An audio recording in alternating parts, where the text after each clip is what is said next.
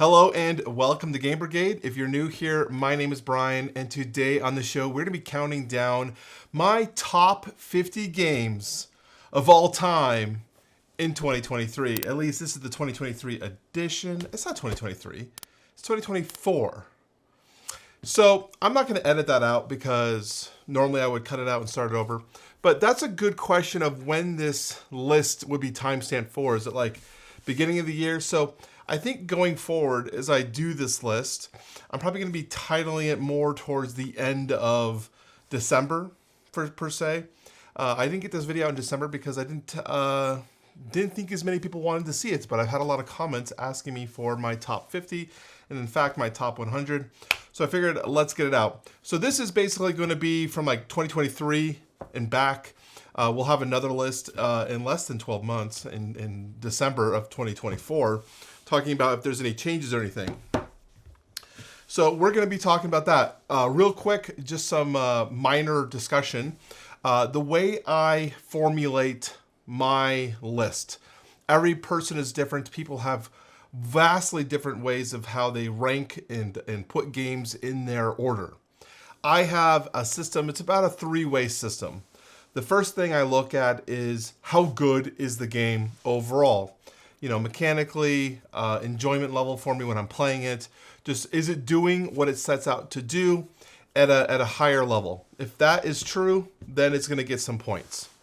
The second thing I look at is how easy is it for me to play? Do I have to constantly go back to the rule book every time I pull this game off the shelf and relearn it?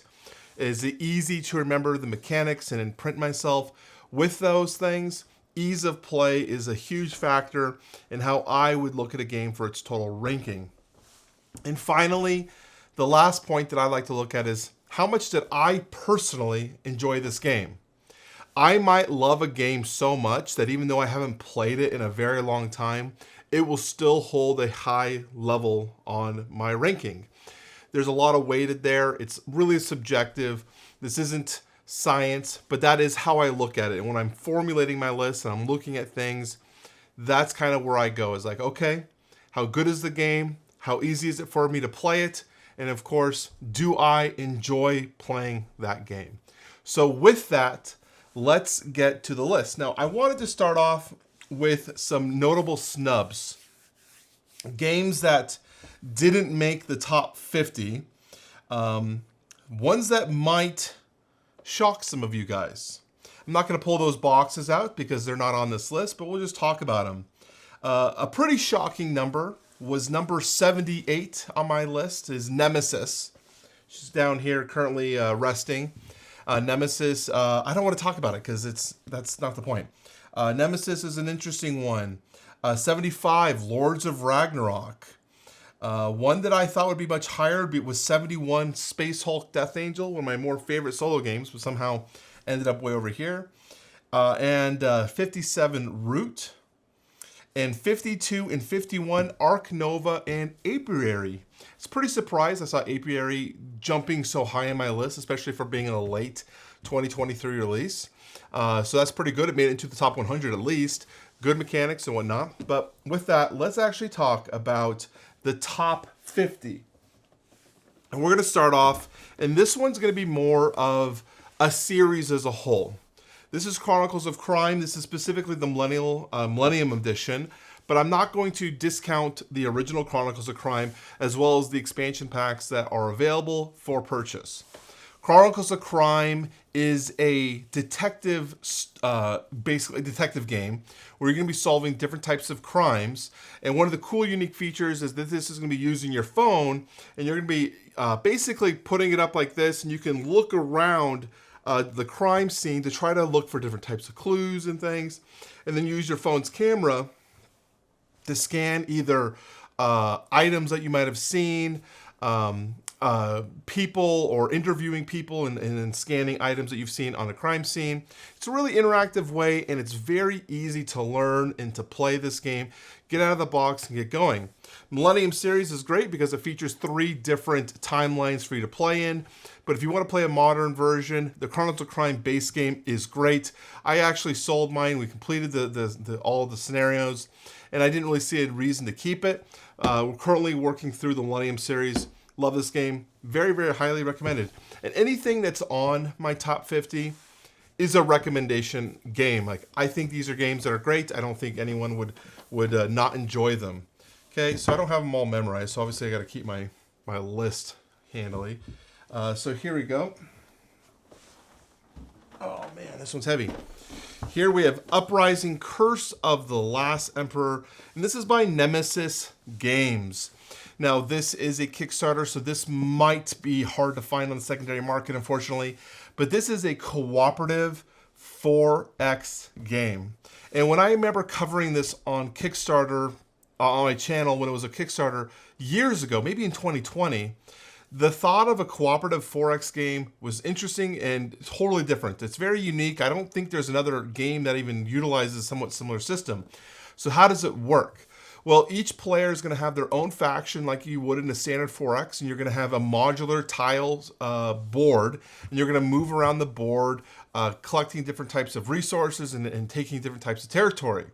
But what are you playing against? Well, there's 2 AI built into the game, and one's in the center. It's the Emperor, and then you have one on the outside. It's kind of like the Undead or something. I can't remember off the top of my head what they're called. But they're going to be clashing against you. You've got the Emperor in the middle pushing out, the Empire pushing out against you. And then on the outside, you got the other guy coming in. So the team as a group is going to, you are trying to win yourself, but you're also like working with your guys to try to beat back all these monsters of Undead and the Emperor. It's a really, really interesting game. The reason why this isn't higher on the list is it is very difficult, and it's not the easiest thing to pull out and play. It requires a lot of rule relearning and getting it out and whatnot, which has hampered it from hitting the table as much as I want it to. If I was a solo player, like primarily, I think this would be way higher on my list because I could play it on my own. But I enjoy playing this with friends. It's just not as easy to table as as much as I would like to. So there, I'm trying to make sure you can see some of these titles if you'd like. Okay, so this one is Witcher: The Old World.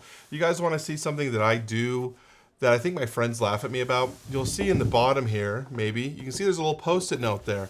It says playmat. That reminds me when I'm taking this game out and I lift the box out and I see that, I'm like, what is that? Oh, playmat. I own a playmat for this game. That might be like a weird situation about me where I might not remember if I have a playmat for a specific game, but that way it makes for me to remember what I have. What I also like to do, which I didn't do here, is also write down sleeves, like a sleeve type, the brand, and the sleeve size. That way, if I need to replace sleeves or get anything for an expansion, I have it all marked here. Unfortunately, I didn't do that here, probably because it's probably Sleeve Kings and I can usually tell what those sleeves are. But that's that. Okay. This is 47. Wait, hold on. 50, 49, 48. Yeah, 48. Witcher: The Old World. Witcher: The Old World is an adventure game where you are going to take on the role of a different type of Witcher, not Geralt and the group that were, so popular in the video game franchise, and the book franchise, and now the TV show franchise. You will actually be taking on a different role of the Witcher. Or, if you'd like to, you can take on a mage, which was an expansion in the Kickstarter. I've never played the mages. I've played the Witchers, but I've enjoyed how the Witchers work. I enjoyed their little different types of asymmetry with the type of school they come from. As you move around the board, defeating different types of monsters and experiencing general Witcher life. The game is very much an adventure game, and it's also a deck building game where you're going to be building cards off of the tableau, adding them to your hand, and eventually fighting monsters using combinations and stacking abilities to eventually do as much damage as you can. The interesting thing about this game is your movement and your actions are dictated by the cards in your hand, so you're going to have to play cards to go do some things. But if you want to buy cards, you also have to pay cards to buy those, so you might have less cards in your hand the following turn.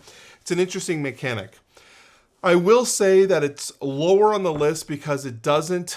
I feel like there could have been more here with how the monsters interact and how the world plays. We've played with the Legendary Hunt. We've played with pretty much every expansion you can, minus Skelligag. To try to add, I've even downloaded and printed third-party homebrew stuff to just try different things out to see if there's like it was like a bounty system, trying the different things and see what works and what doesn't work. The hardest thing that hits this game in terms of its ranking is, again, I talked about the theme. It doesn't really embrace what I want Witcher to be, so it kind of gets a hit there in terms of, is it doing what I think it wants to do? But it also really hurts the fact that it takes so long to table this game. I don't feel like it should take over 2.5 to 3 hours, but it consistently, in a 3-player game or more, keeps hitting at these higher player count or these higher times. And it means that when we start getting to the combats against these monsters late game, people start checking out, and that's not what I want. I don't want a game where people check out. So while I think The Witcher Old World is a fun game, it definitely has things that are holding it back from being an incredible experience overall. So yeah, that's Witcher the Old World. Next one is going to be filling out. Oh, I can just hear all the pieces falling. I should always just do the lids instead of doing what I'm doing here. But here we have Red Rising by Stonemaier Games coming in at 47. This one is my basically filler game that I like to play, or my entry tabletop, like, hey, are you new to board games? Let's try this one. It's got a really cool art color palette, a lot of different types of individual artistic designs, and I really, really love the way this game actually plays. The way this game works is you're going to have 4 different columns that you're going to be playing cards to. Now, this is a hand crafting game where the goal of your game is basically try to build the best hand of cards in your hand by playing a card from your hand and picking up a card from another section.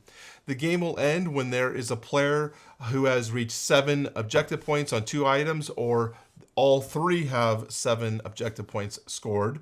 And then people will then play their cards and see who has made the most points based off of the points they've scored from those objective points I was talking about, as well as their cards. I really, really like the crafting in here. There's a lot of unique things that can happen with your different types of cards that you can play. The only thing I don't care for it, and I've talked about with other games that are similar to this, is that there are cards that deal with specific cards, but the deck is very, very thick. So it says, if I'm with this character, I get bonus points. The likelihood you're going to see that card is really low. Really low, especially when they're all one-ofs. So that's the only thing that holds me back, is sometimes you'll get a game where you're just like, nothing's working. I'm not able to craft a deck because I'm not seeing anything I like to pick up. There's nothing in the row available for me, and I'm just not getting anything that synergizes with what I currently have. That's the only thing I don't like. It doesn't hurt it from being a game I enjoy playing. It's something I'll always want to play if someone wants to play it. It's just something that I wish I could get more combinations and was more consistently satisfying overall. So that's Red Rising. Okay, let's see here. Okay, this one is going to be... This was a surprise for, I think, a lot of people with me, and even myself. Uh-oh, I actually damaged my box. That sucks. The Legends of Andor, the Eternal Frost specifically, and this is from Cosmos. This is a adventure game, I would bestly say. Area movement adventure game where players are going to be moving around this map of Andor, going to different locations, dealing with different types of terrain effects and monsters that they can spawn, as you are also dealing with a campaign narrative with each of its scenarios. You will have to basically go through different things. If you reach a certain objective point, like have this crystal and have all players back at this specific point, you will then draw another card and read the next chapter of what you're going to be doing on that specific scenario to move the story forward. I thought the gameplay of this reminded me of classic old games I used to play that were like 2010 era, that really gave me a refreshing take because it was fun. I was engaged. I was excited to see what happens next. And it just was light enough that I could see this being played by a lot of people. So it gets a lot of bonus points for being ease of use, ease of play, and overall its gameplay components just being a solid experience. Andor, I'm excited to see what happens as we get through to the end. I'll have a better idea of truly like how much I would recommend this as I develop more into the story. As it's like a review, but obviously we're not reviewing this one. But overall, this one surprised me way more than I thought it would. And I'm curious what it's going to end in next year's, or this year's, yeah, you know what I'm talking about, in this year's top 100 that it's coming up. Okay. Mosaic, A Story of Civilization by Forbidden Games. Mosaic, this is the Colossal Edition, which means it's got all the minis and all that. And Mosaic is supposed to be a civilization game, but I don't necessarily think it hits as much as I want it to be a civilization game for me. But what it does provide is a very fun tableau building set collection experience. Very much akin to like Terraforming Mars or something in that like, where you're going to be buying different types of cards, different types of buildings that have tags and different types of abilities with them, and adding them to your tableau as you try to get certain types of point scoring objectives. So you might be the first person to have all these types of certain type of technology, or have all this type of political government things. It's very much reminds me of Terraforming Mars, but when I got this game, I wanted it for that civilization experience. Didn't quite hit it for me. It also has a little bit of area control with where you're at on the world map, and how much you control and how much influence is being placed there. And if you overput things in there and someone else comes in and takes it over with their military power, it could be really damaging, because the way the point scores is vastly crazy on this one. And that's one of the reasons why it's a little lower. It's a very good tableau builder. It's a fun experience overall, but I don't think it set out to do what I wanted it to do, to be a civilization game. And overall, there are feel-bad moments when it comes to the point scoring and the way you're just going to be moving around, trying to, you know, secure your places. It's not a bad game. I just recently got the expansion for it. I'm excited to see what that adds. It's like the war and plague things. So I'm curious to see what eventually that's going to add to the game. And it's civilization-like builder. So there we go. All right. Star Wars, my single most favorite IP. This is Star Wars Rebellion from Fantasy Flight Games. Now, this is one that I very, very much enjoy playing whenever I do play it.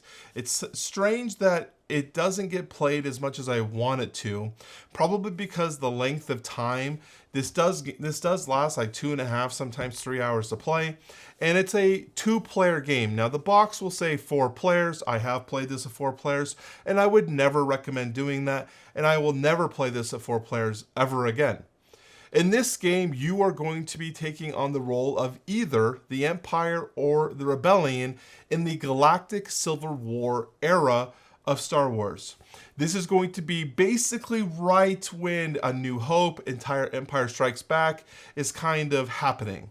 The Empire is going to have a massive swath of power on the galaxy, and the Rebellion is just going to have little pockets of resistance throughout the map. The goal of the game, if you're the Empire, is to discover the Rebels' hidden base and destroy it, if you can, with your Death Star, your secret weapon, while the Rebellion is just trying to survive long enough to give basically a war exhaustion effect to the Empire. What does that mean? Well, as the game progresses, and the Empire and the Rebellion is doing things, maybe doing like hit and run strikes, their little chip is going to move down the board. And as the game goes on, the Empire is going to be going up the board. If those two chips ever meet, you know, coming down together on the meter, the Rebellion has won. So there is a ticking clock for the Empire to try to figure out where the rebellion has hidden their rebel base, and so they're going to be having to send their fleets to all these different places, kind of like a cat and mouse game.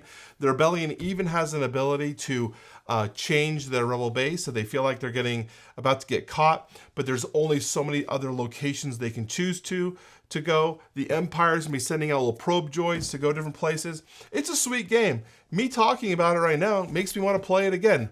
I love this game. It's a really, really good one.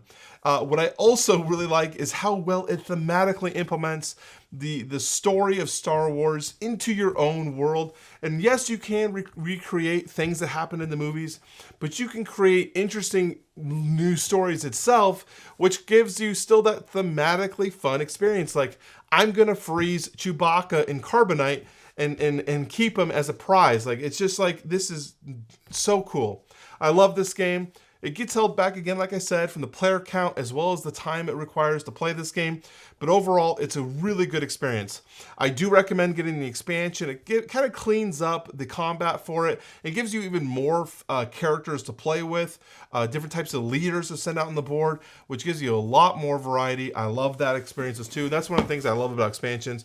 Every time you can give me more of things I love, that is great. So that is number 44, Star Wars Rebellion. Coming in a tight one with 43 is Far Shore. This is Everdell Far Shore, and this is from Starling Games and Tabletop Tycoon. Everdell Far Shore is basically a re-implementation of Everdell. So if you've played Everdell, you're going to understand how Far Shore works. But I think Far Shore, as a standalone version, if you were to take Everdell base game and Far Shore base game, I think I would rather have the Far Shore experience. It makes the system a little bit more clean, a little bit tighter, makes things move a little faster, the rule book's a little easier to understand, but you're getting the real core same experience that Everdell provides. And that's why I like Everdell Far Shore by itself. Now, if I were to tell you though, do you get Everdell Far Shore or do you get the complete collection of Everdell? That comes down to your budget, because you can find Everdell Complete Collection for a reasonably good price these days, which gets you a whole bunch more Everdell. But I'll tell you right now, I don't know how much Everdell you actually need in your collection and how much you're going to be playing. And I think Far Shore would probably meet all those needs that you're looking for. If you're looking for that red wall cutesy animal experience in a board game, in a single standalone game, I think Far Shore hits the box on all of those things. I made a review for this game. Not a lot of people watched it, and I really kind of talked about how much I liked it. If you'd like to check out the review, I'll put it in the description down below. But that is number 43, Everdell Far Shore. So we're coming up to the final two. And I think some people might be surprised by this one. I think even my game group would be surprised by this one. This is Heat Pedal to the Metal by Days of Wonder. One of the most popular games I think you could see from 2022 to 2023. People have been clamoring for Heat, raving about it, been hard as hell to find. And when I finally played this game at the Level Up Retreat in 2023 in July, I understood why people liked it. Heat is a racing game with some hand management and a little bit of deck construction with it, depending on the type of expansions and modules you want to add into it. But effectively what the game is you're going to be racing around a track, playing cards from your hand, which are going to dictate how fast you're moving. The thing with this game, though, is that the tricky component with it is that as you round a corner, you can only go so fast. And if you go too fast, you're going to have to add heat to your engine, which is just going to muck things up and make it a little bit worse. You're going to have to eventually slow down to cool your engine off when you get that heat back in your hand and discard it, because otherwise it's just going to muck up your hand and ruin a final turn. The reason Heat is as low on my list as I think people would be surprised to see is I think Heat is just a good game.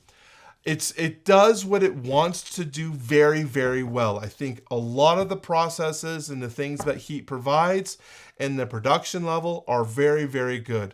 The little race cars are great. The mechanics are easy to learn, and it's very, very intuitive. I do think it is a little shallow, and I think a lot of times it comes down to the final hand for most of the racers, and whoever can have the most big numbers to plop down as they round that final corner is going to win. Now, yes, that makes sense. It's a hand management game, so the best person to manage their hand.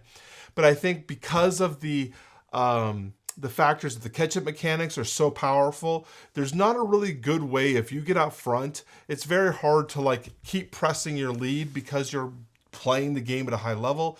People are always going to be right on your tail, which kind of creates that tension, but it means it's just keeping it too tight in terms of the game and not letting people to really have fun with expanding themselves. So Heat, pedal to the metal at 42. Coming in at 41, the final one for this video, small box for today, is Star Wars, the deck building game. We've already talked about how much I love Star Wars. I think by just being a Star Wars game is going to elevate a game for me. I love the IP. It's one of my favorite things to play. And when I was playing this, I loved all of the factors of the deck building aspects. Now, yes, this is a re-implementation of, oh man, I can't remember the name of the game now. It's like Star Realms, I believe. It is a re-implementation of Star Realms. I get that. With the unique aspect that the card row in front of you is going to be facing towards you if the faction is aligned with you, or away from you if it's aligned with your opponent, or neutral if it's a neutral card like a bounty hunter. The cards that are facing away from you, you can actually attack them to get a reward. So I can defeat my opponent's cards, which is great, limiting the type of cards they can potentially add to their decks. Well, I can only build from the neutral or the faction aligned cards. This game really does a great job of giving players and people who are into the IP a way to have a good, enriching experience. The thing that holds it back, and the reason why it's not higher on my list, is just the lack of options in the game. There is a very good shell here, and with it being Fantasy Flight, I can easily see them expanding on this game, but it desperately is in need of additional cards and combinations for you to play with. All I want to do is to build a deck where I'm doing some sort of combinations. The other thing they really need to focus on and work on this game is to make it so that there's a few different avenues of strategy within each faction that you might draft. Do I want to go drawing cards? Do I want to go discarding cards? Do I want to go with combat effectiveness? Whatever it may be, they need to come up with some strategies that are interesting for the players to dive into, more so than what they have now, and make some more synergies with those things. So that is number 41. Star Wars, the deck building game. Yeah, so that's the first video. What did you guys think? Are there anything here that you are surprised that you saw? Is there anything you would like to have seen on this list? I would love to know. Leave a comment down below. If you are new, please subscribe, and we are going to be doing this more so in this video as we go down to the top 10. But please, if you are looking to support the channel, if you want to help me in any way, please check out my Patreon or join the membership here on YouTube. I would love to actually convert over to the YouTube system here as we kind of build up our community more. And I would love to see some people becoming members on the YouTube side. Anyways, my name is Brian. Thank you guys for watching my top 50. This is 50 to 41, and I will talk to you very soon. Bye-bye.